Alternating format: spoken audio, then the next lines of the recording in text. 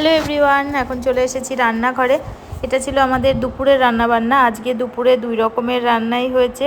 আজকে কাতলা মাছটা রান্না করব একটু অন্যরকমভাবে। আর এই মাছটা রান্না করার পর থেকে সবাই এই মাছটাই খেতে চায়, মানে এই রকমভাবে রান্নাটা করলে ভালোবাসে।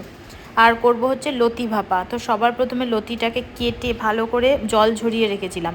তারপর এর মধ্যে সর্ষে, পোস্ত, কাজু বাদাম, নুন, হলুদ, সামান্য চিনি আর কাঁচা সর্ষের তেল দিয়ে ভালোভাবে এটাকে মাখিয়ে রেখে দেব। যতক্ষণ মাছটা রান্না করব ততক্ষণ এইটা কিন্তু মাখানো থাকবে।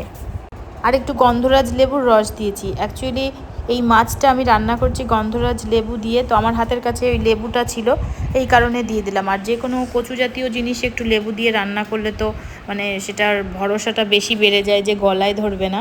লতিটা আজকে আমি পাতুরি করব, তাই কলা পাতা কেটে নিয়েছি। আর কলা পাতার মধ্যে এইভাবে বসিয়ে দিলাম। এবার মাখানো ওই লতিটাকে দিয়ে দিলাম, দিয়ে ভালোভাবে ঢাকনা চাপা দিয়ে দেবো। আর সামান্য একটুখানি জল দিয়ে দেবো। এক পাশ যখন ভালোভাবে হয়ে যাবে তখন কিন্তু এটাকে উল্টিয়ে দিতে হবে। আর অপর পিঠেও আবার সেমভাবে কলা পাতা দিয়ে বসিয়ে দেবো। এখন টক দই ফেটিয়ে নিচ্ছি। এটা কিন্তু আমি মাছে ব্যবহার করব। আজকের রেসিপিটা বলে দিই, আজকের রেসিপিটা হচ্ছে গন্ধরাজি কাতলা।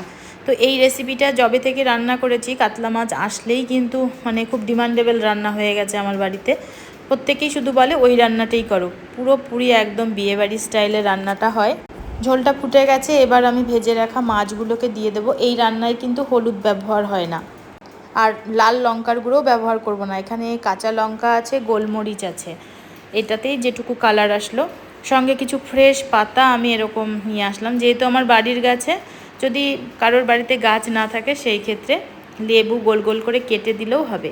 কিন্তু এটাকে কিন্তু বেশিক্ষণ ফোটানো যাবে না, পাতাটাকে তুলে ফেলতে হবে। আমি যেরকম ফ্লেভারটা নিয়ে তারপরে কিন্তু পাতাটা তুলে ফেলে দিয়েছি। আরেকদিকে আমার এই লতিটাও হয়ে গেছে। ব্যাস, সবাই খেতে চলে এসেছে। এবার কিন্তু আমি ভাতটা বেড়ে দিচ্ছি। এই মাছটা রান্না হলে আমার বাড়িতে আর কারোর কিচ্ছু লাগে না, মানে এতটাই ওদের টেস্ট লাগে খেতে। তো আজকে কলা পাতা বেশি হয়েছিল, তো কলা পাতায় আমি সন্টুকে বেড়ে দিয়েছি। আর অলিভিয়া এত মাছ থাকা সত্ত্বেও দেখুন সেই গ্রেভি দিয়েই খাবে, ও কিন্তু মাছ একদমই খেতে পারে না।